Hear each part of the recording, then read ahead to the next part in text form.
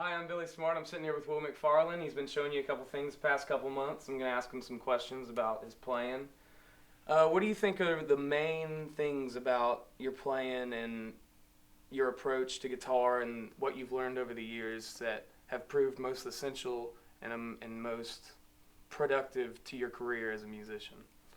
Actually, it wouldn't be my solo work at all. It would be rhythm, being in the band, being on the track. Right. Listening to where the song is, listening to where the holes are in the song, and knowing how to provide them, just a lot of different ideas, or to have some things under the hood, to have a reservoir under the hood. And actually, most of the playing I do on tape, I very rarely use over 2 notes at a time. Right. Rhythm guitar playing is sort of it's a collage of little 2-stops, a lot of it. Of course, there's single note. That's cool stuff too. But I never used more than, 2 notes at a time to really do it. Actually, I droned a low A string there for a second. But really, when you go, Right. things like that, or more than that. If you've got a keyboard player, he's got his left hand going. You got a bass player. You know what I'm saying? There may be and you're listening to the tune to hear where your moment is. Right. And a lot of times that moment is,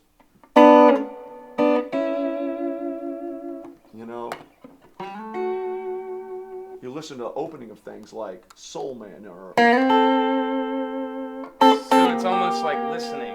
You have to listen to everyone else to decide where you go, basically. I was doing a session with the rhythm section at Sound once, and Roger Hawkins just one day just turned and listened. He'd been doing a little drum thing. I was just playing acoustic guitar that day. It's in the next booth to Roger, and he was just doing about every, out of every 16 bars, he might go, just a little subtle little thing in his playing. But on that, I'd go, I just do a little up on the acoustic. Yeah. And the track that day had just glistened, and at one point he turned to me and went, "Playing good today." Nobody's blowing anybody away. Right. But that Playing really for did the it to me. song. And I said, "Well, I'm just listening to you." And he Mm-hmm. turned back, he said, "Good players are good listeners."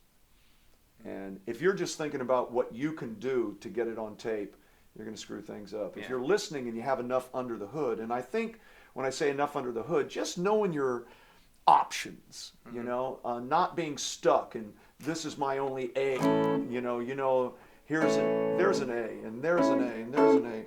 And you can utilize the different tones of each one of those. Each tone, this is, or you maybe, or, they all have different, or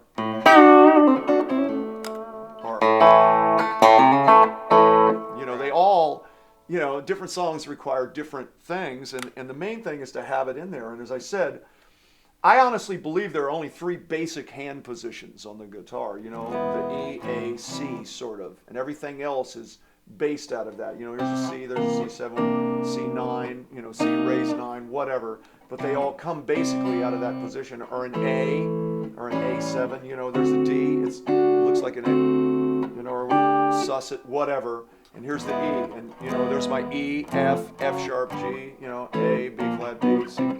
Same thing, C, C sharp, D. The only reason we use that kind of D is because we got an open D string. But if you think of it as being this long,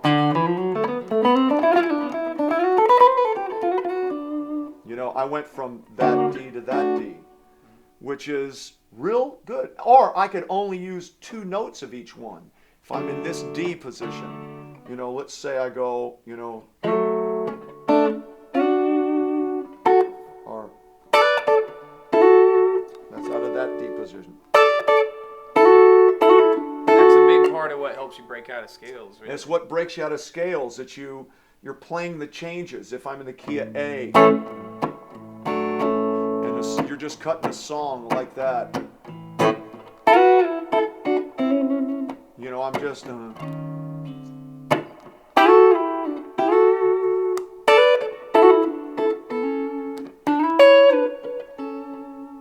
what I'm saying? And then there's an E there, or there's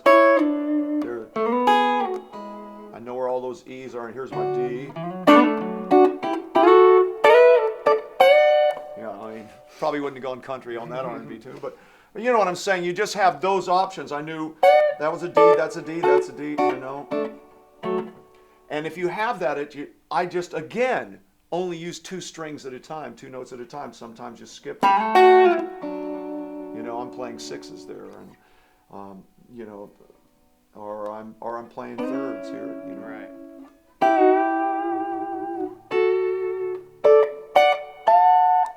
You can bend to get to the note you want to get to. You can just hit it dead on. It just depends on the tune, you know. I noticed and you went into kind of a behind the beat kind of rhythm right there too. There's different ways to. Well, so many people, the bass drum's landing on the 1. Generally, the piano's landing on the 1. You know, they're defining it. The bass is generally landing with the bass note. Pull. It's like that tension you were talking about with the flat 5. When you got some type of pull that just. Right. You know. Well, the and of 1 to me is the most obvious guitar intro, because the band's going, there's that 1 and I, right, and everybody's on the 1, so there's naturally going to be a hole on the and of 1, the 8th note that follows the 1. So if you're thinking in rhythm work and something's like that, and you go, you know, I'm on the ands of the. I'm not going, you know. Which is almost like when you're playing in front of people and they all start clapping on the 1 and the 3, how it just kills the groove. It's like if you're playing a song like, you know, it doesn't, you know, just something and like that, and everybody claps, it's just a killer. But if they go boom, all of a sudden you can just tell right now I'm grooving. The 2 and the 4, to me, is the secret of life, you know. And so it's the same with the rhythm guitar playing, you know, that I'm trying to. But that's not just with rhythm, that's also with playing lead as well. Because it's not about the choice of notes sometimes, it's about the rhythm and how it plays with the band. Like you were just talking about, to be a great musician, you have to listen. Or not to be, but. Well, notes to me many times are subjective. I mean, I could take a solo, you know, you could be in a blues tune down here and I could go. I mean, I could do that if I wanted to, or I could go, you know. Now, which one was right? Well, see, that's very subjective. One of them was low and very legato. One of them was high and a little notier. But if they were not in the pocket or you had bad tone, who cares? Yeah. That's my point, is that it's really about touch and feel, and the notes, they're up to you. And if you learn the theory and the permission behind it all, you'll have as many melodic ideas as you are creative. If you just learn a lick, then you'll know that lick. And so I'm trying to give you the theory that I base my rhythm work out of. And then also, if you're playing a rhythm,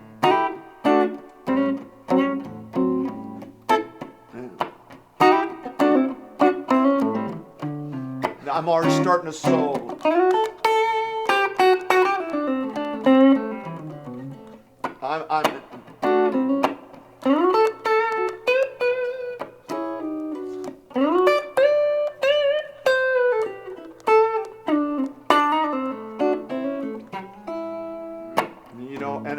My rhythm, my solo is actually playing in the groove that I've created, you know, and solos, you know, they should be compositions within the tune to take the tune to another place, as opposed to, you know, well, this works, that works, I can use this. I mean, if you're playing from up here, you know, or every solo, it just goes, you know, if I were right there, to me, that's not exactly what I necessarily want to hear.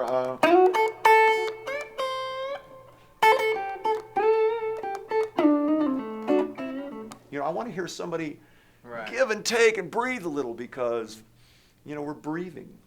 And matter of fact, it's a good idea for solos. If you're just doing lots of notes, or let's keep going, think of it as a conversation. Eventually, you have to take a breath. Right. Well, thank you, Will, so much for giving us more tools for our toolboxes, and we're going to try and keep this thing going, and thank you, Will McFarlane, for your time. My good pleasure.